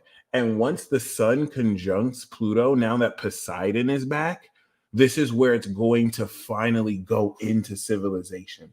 So everything up until this point was just the setup. And this is where the end of the world quite literally occurs. And that's the cycle that will start through, and we can actually gauge mathematically every stage of this cycle, from its Kazemi in February to the seeds breaking through the ground in June, to the initial harvest in September that we will do all over again 2025 with the next Kazemi, and December where it completes. So every mutable sign season will give us a window to let us know what phase it's in, and you'll be able to literally predict stuff based off of this precise mathematical angle, which is terrifying. Everything with Saturn is timing. So that's why Saturn transits are very faithful. You can literally use Saturn as a timer of the space clock. If all of the planets were wands and hands, the Saturn hand is very important, as everything that's personal will go quicker through that, and you can time stuff that happens within the system within those cycles. So February is going to really bring on a much more celestial quality. I think we're going to really personally come into alien contact outside of, government news or media news. But the full moon in Virgo, the new moon in Aquarius, is going to really establish the first cycle of this Pluto Aqua revolution that we tasted 2023 before the official one 2025. And that's what's going to really sow the seeds towards this awakening of your energy, the connection with your higher self. Everything Chance said about his guest who healed the lower half of his body, this is the collective awakening that over the next decade and a half, we will strengthen and strengthen and strengthen. We'll give birth to children who are just naturally born able to harness and channel this energy. Yeah, dude, this guy woke up from a surgery that left him paralyzed, but it was like life-saving surgery. And he just woke up and he's like, I know how to fix this. It was in his mind. He Not knew it. before he was in surgery, he didn't know. After he woke up from it, he just knew. And He that kind of stuff, knew. that stuff That's happens. Like Aquarius. people will wake up from a coma and speak a different language all of a sudden, and they just know it.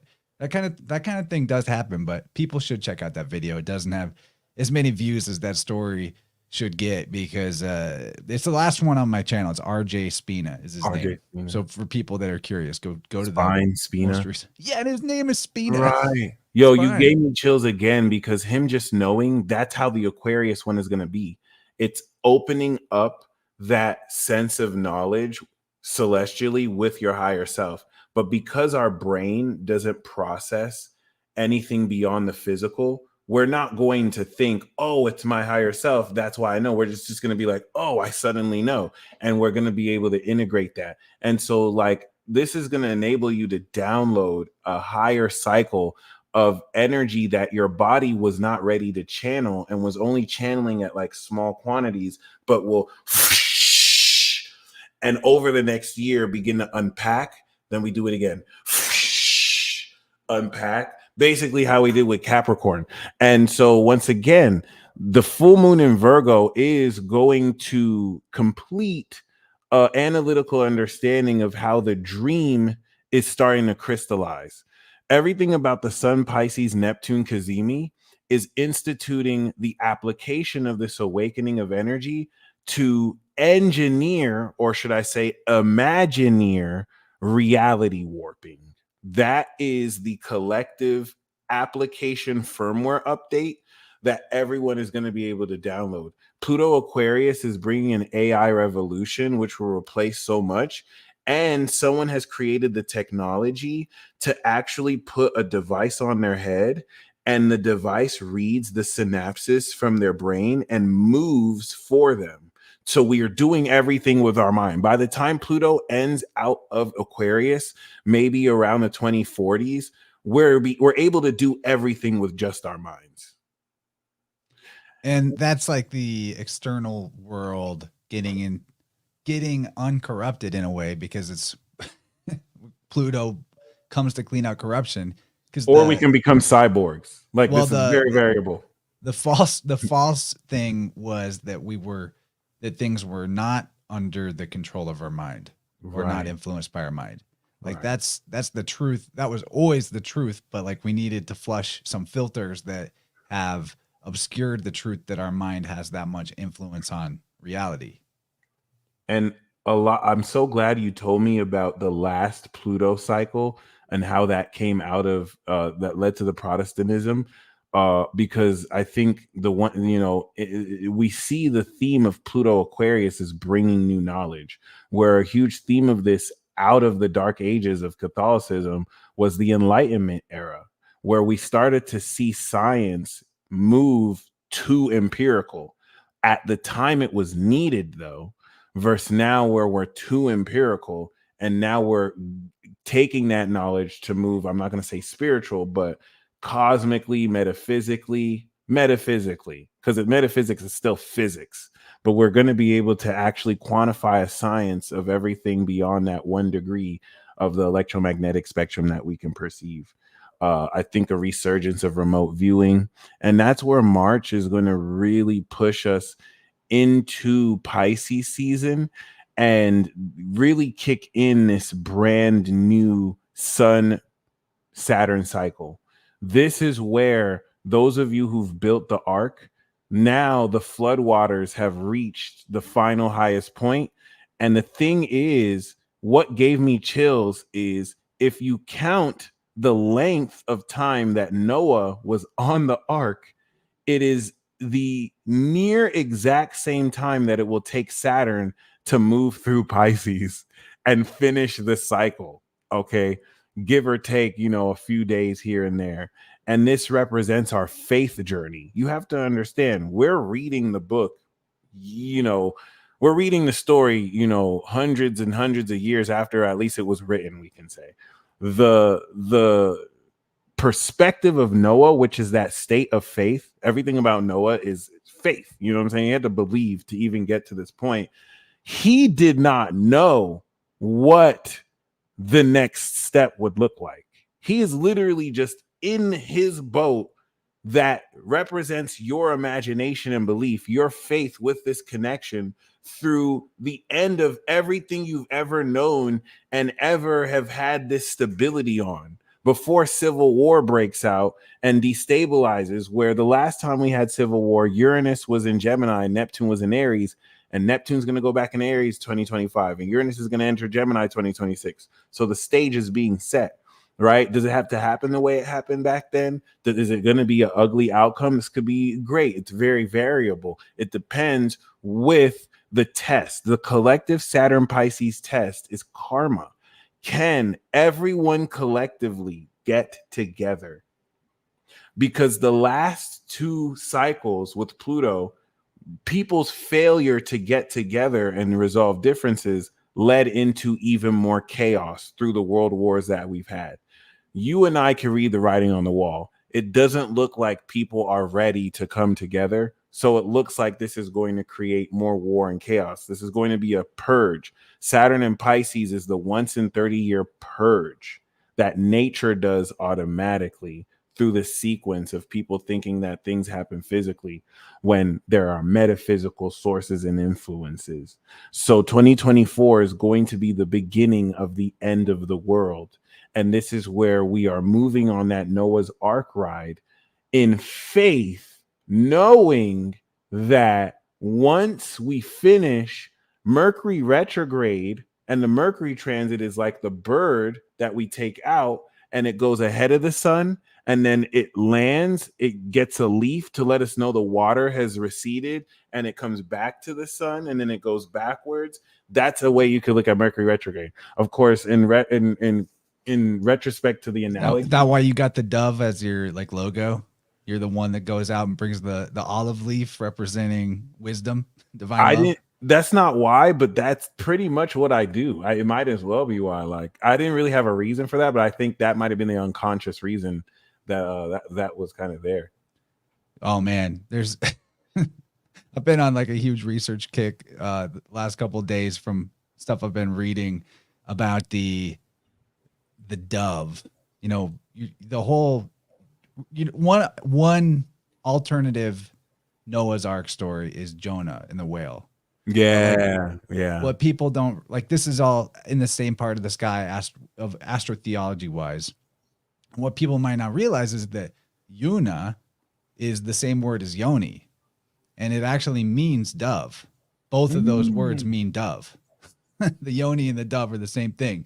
So Wow. like when you see Jesus with the dove, that's the female generative principle. And that's the savior in a sense, because that's what allows, that's the portal that new life comes through without and there's a whole backstory of like more phallic cults versus more yoni cults. Well, the thing I love about that is I've always felt the Holy Spirit, like the Father and the Son are both physical, but the Spirit has no form. And I felt like that might be the mother. That might be the closest to the woman in that Trinity. Or not even the woman, the Holy Ghost was often female, in fact. Yeah, and there's so much stuff about the dove or the Yuna or Yona in the ancient mythos. It's kind of intense how much is there with it, like especially the goddess with like the emblem of a dove over her head. There's entire cults or times in the ancient world where the goddess, and then divine child. The divine child was actually a goddess instead of a male figure. But of course, that guy, she is always kind of like hermaphroditic, represents the two forces brought together of the male and female generative principle. But it's replete. Like even Helen of Troy is a dove symbolically. Like when you hear the ancient Greeks referred to as Hellenistic culture or the Ionians, it's the same meaning. That's one of those examples, like going all the way back to the beginning of how if you know language through syncretism, you can find the universal truth that is in that's hiding within what seem to be two different things. So Jonah and the whale, Noah and the ark.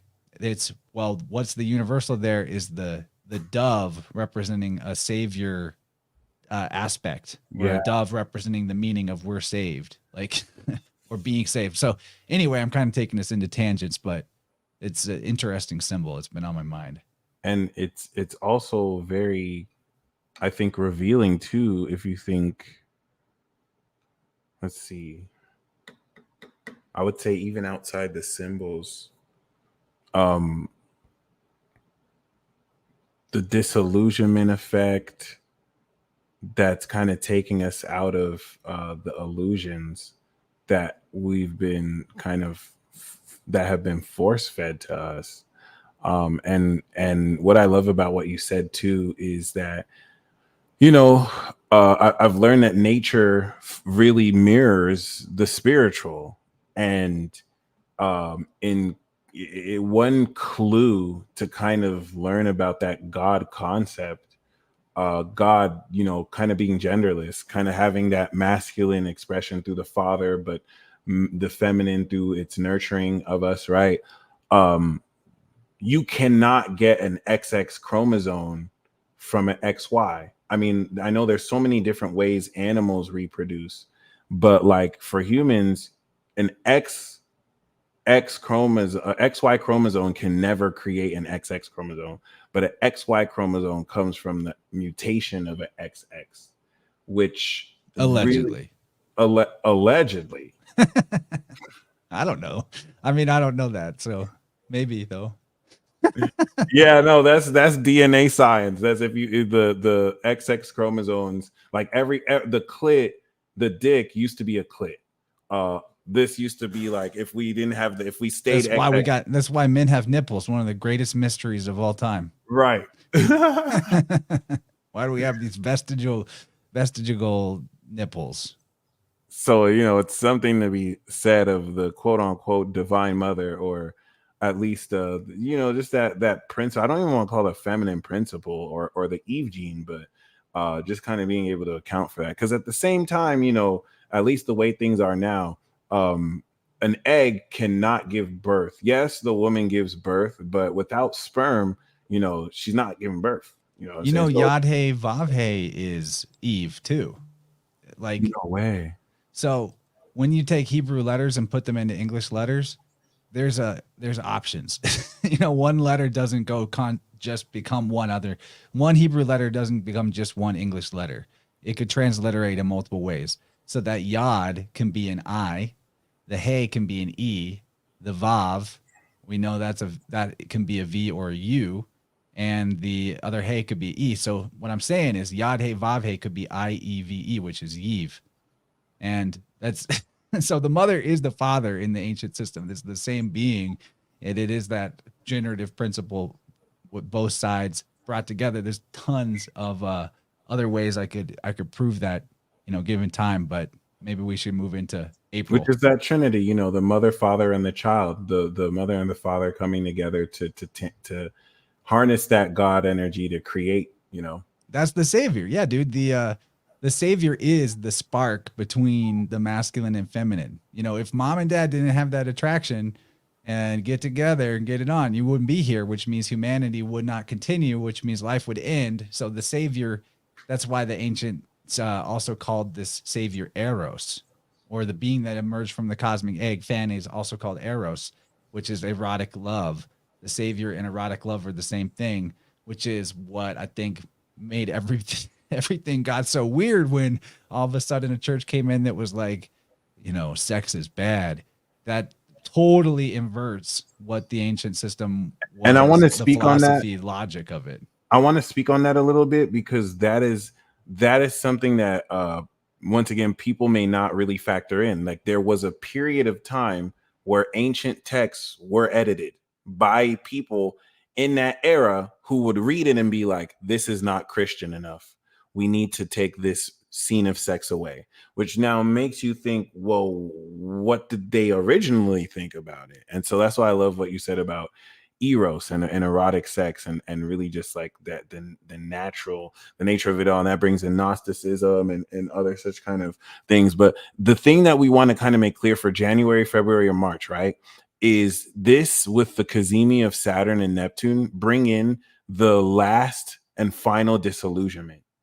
The fog. See, many of you have always been connected to your true self out of this illusion. And that's what's been telling you the truth that you've been gaslighted for believing. So the disillusionment is Saturn cutting the veil, the Reaper, and it's going to get rid of the fog over the next year and a half. This is what's going to start to disillusion you to actually make sense of not only what has been around you and not only everything you're imagineering for the rest of the year. Because Pisces Kazimis is you sowing the seeds for your dream that you harvest in Virgo when it's real. And so Gemini is the programming of your brain to bring your thoughts and take your dreams to manifest reality that we are visually seeing in Sag. And one thing that I forgot to say as far as the difference between Sag and Taurus is, we look at Sagittarius as sight and vision, but Taurus is your natural senses. So the ability to actually physically see is Taurus, but Sagittarius is the perception. So the reason why you interpret the meaning of what you see, that's your third eye, your higher mind, Sagittarius. If we didn't have Sagittarius, we would just be processing stuff physically, possibly like animals, where we just kind of like, see it, but we're not really interpreting things. And actually, I'm not going to say animals can't interpret things. That was probably speciesist. But yeah, The very important mechanism for January, February, or March is your prologue. This is going to begin the disillusionment process to where you're starting to awaken your God power and really set the initial causality of what you imagine and what happens. And the reason why this is important, where there's going to be massive disclosure, where basically what January, February, and March signify is you finally awakening to the fact that you don't need a middleman, because now the information you're channeling is beating the news.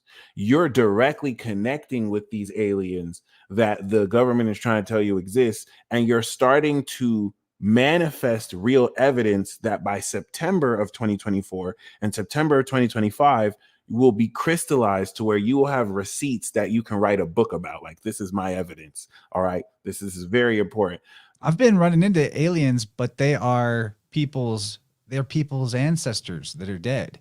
Well, the invasion is coming from within. And they didn't, and they did. I mean that literally in sessions with people pretty frequently. I've been running into things attached to them that you would consider demonic, but they end up being the person's ancestor. And a bunch of times I even will get the info of like what their life was like, whose side, mom's side of the family, dad's side of the family, how many generations back, is it a male or a female, like specifics. And then I relay that like to the person, and they're like, yeah, I actually know who that is. Like, and you see them attached to their like energy. It's in their energy field somewhere. Yeah. And it is really like Invasion of the Body Snatchers, but it's not from some other planet out there. It's spirits that are like it's the hungry ghost idea, like Buddhism. And it's intense. I had a client that had one of these attachments that he didn't mention it to me, but whenever I came across it, he said he'd tried to remove this attachment for like with other people and had never been successful.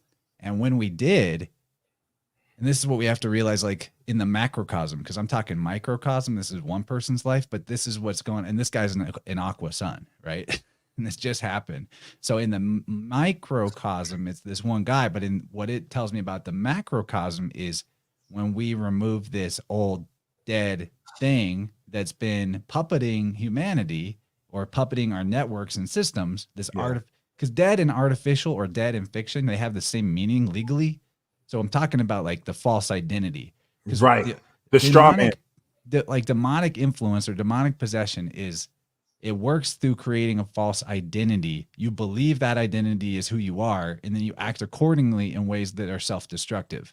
So when this guy's ancestor that was attached to him was like one of these like 1920s gangster types, and the influence, the identity that it implanted on him was to do gang shit, you know, and to like sell drugs, make money off illegally, like that kind of hustle. And there's more to the story, but we removed it. And after that was removed, he actually had a really hard time for the next week, where he was like kind of spiraling and relapsing in a bunch of ways. And it's like everything's falling apart. All this work he'd been trying to do is all of a sudden like gone up in flames, it seemed like. Really, he just needed another session, I think, and we did that, and that helped, and it actually helped a lot. But what happens is when you remove this false identity for people, especially if it's like ripping off a Band-Aid, there can be a crisis where it's like, who am I? There can be slipping into victimhood, like, oh, my entire life was just puppeted by this other thing, and so basically my life was ruined, and now here I am, and I can't get those years back. There's a lot of stages of like grief and anger that go on after this false identity is removed, and I want people to be aware of that, like in the micro and the macro, that's coming up for you and for us. You know, like that's, so be aware, like whenever you make the shifts, whenever you kick the bad habit, whenever you do the thing that you need to do, and you're going through that rocky part after the decision is made, where your identity feels shaken to its core, that's the most important moment to, when you're going through hell, keep going. Don't believe any kind of false identities that are new that crop up at that time, because something will appear to fill the void.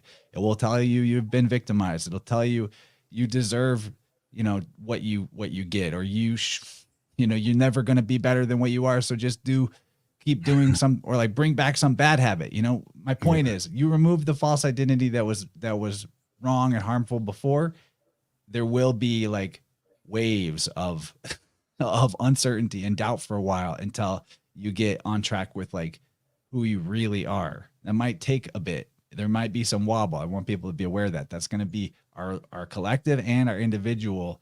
And I think in the next month, especially, if not the next 3 months, that's going to be particularly evident, at least in, for some of us. We're all kind of hitting this wheel at different angles at different times. So it's not perfectly uniform, but it's in the cards, I think. Well, no, actually, dare I say, everything you just said is verbatim Pisces season to Aries season. You worded that masterfully. I'm actually mind blown. Like you Well, detailed I'm the entire. 322 Aries, so I kind of get it. Oh, you're like literally everything you said as far as like taking away that false identity is Pisces season, and then moving in that new identity, but feeling like you're having to overcome that. That's all of Aries season. You just nailed April. That is 322 that's Aries incorrect. with all the sun in the 8th house. Like, so transformation rebirth is my chart is specifically like all about that. It's interesting. 322. So yeah, that's like the very beginning. And The the, cusp, the yeah. I think I'm so grateful for how well you nailed it, because that I think is the best way to look at Chiron in Aries. That is the Chiron in Aries principle to kind of heal and step into this reformed individual. But because we're going to have the eclipse in Aries, if we take everything that Chance just said as well as this whole disillusionment process, this is your individual mission assigned to you from the universe. So basically, the road to warfare started in October with the Libra eclipse. This is what brought in the nodes, right? It's like it shifted, and then the sun. So now we're moving towards, of course, the 6 month preparation of, all right, these are the people you're meant to do it with. And it's like you have 6 months to prepare for that. We activated it from October to right now, Capricorn, that was the checkpoint. And then Capricorn to April, Aries is, of course, this conclusion where we're integrating what we got ready. So this is where it's time to move down your mission. The North Node, it's an individual mission. Aries risings are going to embody it. You know what I'm saying? Like Sagittarians, this is going to be what you actually integrate as far as your talent, which can push you forward to new children, or there's going to be different depending on your perspective. But what it's going to affect with everyone is your challenge to move in a new direction, this evolved aspect of your individuality, especially at this stage where now you have been fully aware of your how you've upgraded your gifts. Now that over January, February, and March, you're disillusioning yourself from this false identity, and in connecting with who you really are, you're able to connect directly to this higher being in force. Well, now it's time to take it to war. By this point in April, we're always been at war, but this is where certain proxy wars are going to come into more prominence. I wouldn't be surprised if China has already invaded Taiwan by this point, but whether they have or not, the conflicts that you see already roaring now are going to reach their climax, and this is going to bring everyone on the planet into this, because everyone on the planet is going to respond to what's happening in their own unique individual way. And this is what's going to establish your mission that only you can do and only you are meant to do. And the whole key with this is the South Node in Libra is challenging you away from the popular opinions. Aries is the unpopular opinion. It is antisocial. Libra is what is accepted in mainstream. Aries is, of course, that individual hot take. It is literally the fire sign, the hot take. That's probably not the most popular instant hot take, and saying to take. So this is you moving forward on a hot take of the world that ends up being the right thing to do, but might not seem like that in the moment. Isn't that crazy? A fucking hot take that I will get it, actually dude. get right. I'm a Libra moon. and an Aries sun. Oh, So that's deep. like Right. out in the public, I'm like hot take left and right. At home, I'm like, I don't want to bother you with my needs. And at least you can understand how people will take your hot take. You won't be as oblivious about it. It's like, oh, I know if I say this, they're gonna feel like this. I got a wifey though that tracks when the moon is in Libra, and then she's like, "What can I do for you today? How can I help you today?" What's her sign? She's Gem. Aries and Gemini. Let's Oh get yeah, it. yeah, That's the you know, solid combo right there. That's totally. loyalty. I love Oh, it. the air feeds the fire, dude. That's Quavo and Takeoff. That's Kanye and Consequence. I love it.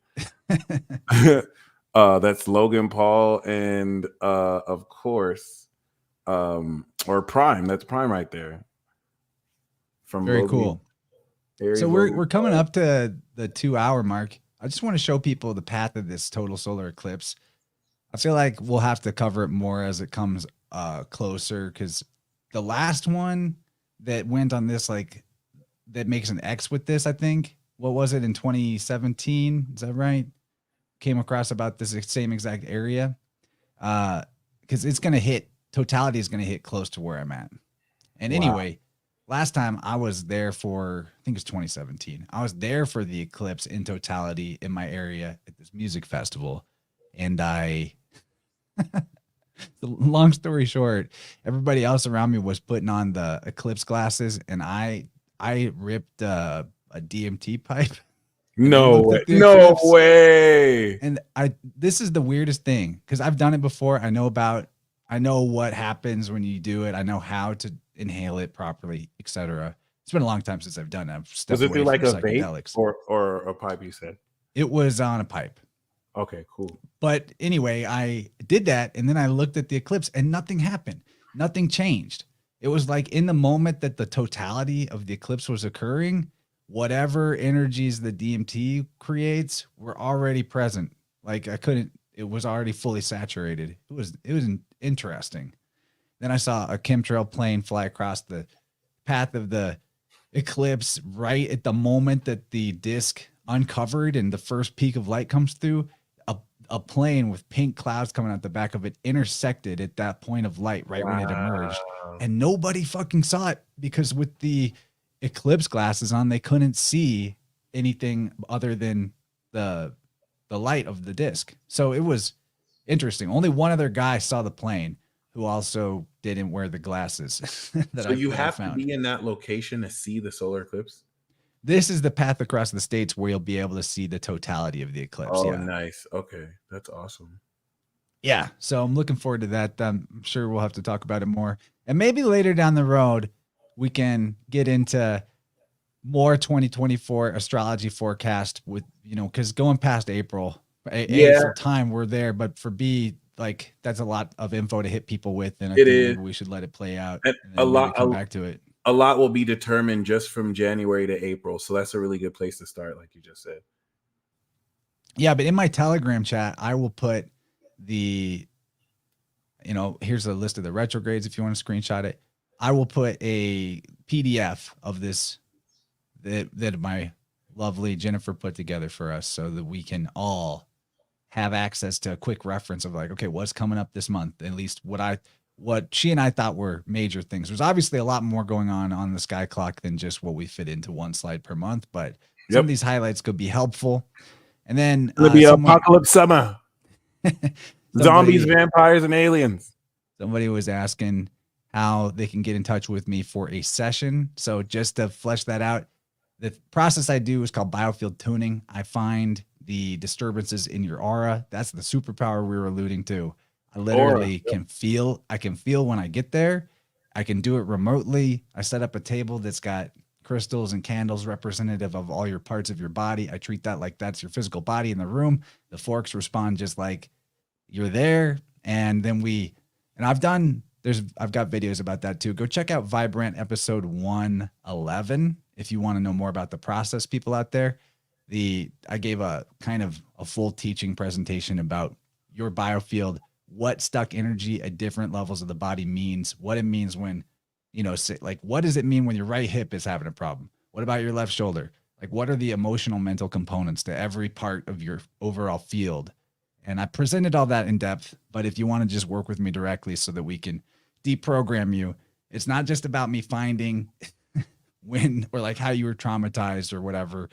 You know, this process allows me to zero in on when trauma or emotional energy got stuck energy in your field, like how old you were. And then most importantly, we're able to discover how that affected your behavior. You're not going to heal trauma just by knowing it was there or how it made you feel.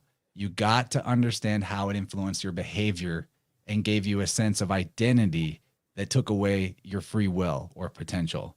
We gotta destroy the false identities overall. You know, that's what trauma does that is not talked about so much, is the way it influences your behavior and creates an identity is the damage, not the trauma itself. You could have the most heinously fucked up thing happen to you. And if you retained your complete and total free will and did not alter your personality in a way that limited yourself or your beliefs about what's possible for life in the positive and in the expansive, then the trauma didn't hurt you, right? You recovered from it. So if people want to know more, go to innerversepodcast.com/sound-healing, or just find links on any of my episodes. You can find my podcast on all the podcast playing apps. We're on YouTube, we're on Rockfin, Rumble, Odyssey, etc. Check it out, y'all. If you guys like this talk with Mike from his audience, you'll probably like a lot of the stuff we get into. We go deep. Chance, and he just told me that like I'm leading the charge of this whole like hot take revolution. It's the Aries thing. He's the nodal connect, guys. Thank you so much for the gems you dropped. I'm leaving this conversation with hope and just inspiration to really, you know, connect my energy and to tap into that source. And I thank you so much. I'm going to check out that video you were talking about too. The last talk you did.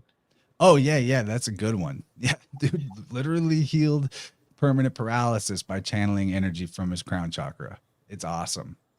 And he teaches people what he did. So that's so awesome. The future is unlimited, infinite potential. I'm into it. All right. And then, yeah, follow my Telegram channel or join our Telegram chat too. If you guys are out there using Telegram, that's where we're going to put the slides from this conversation. And then with that, I think I'll play a one of your songs as our outro. Sound good? Word. Let's do it. Hey, thanks for being here. Can we do this again down the road 4 or 5 months from now? I'd love to. Yes. And I still need to invite you on my channel. So I've been on once, but I'll come back. I got new stuff. Okay, word. Yeah, I'm definitely with it. I did a peace talk. Or you did a peace talk. All right, perfect. Yeah, but let's do another one, man. That'll be really lit. Holla at me anytime too, and I'll definitely be back. All right, dude. All right, much love, everybody. Thanks for tuning in the chat. We'll catch you guys on the next one. And you say it, the P word. Peace. I was thinking about the other P word. Penis.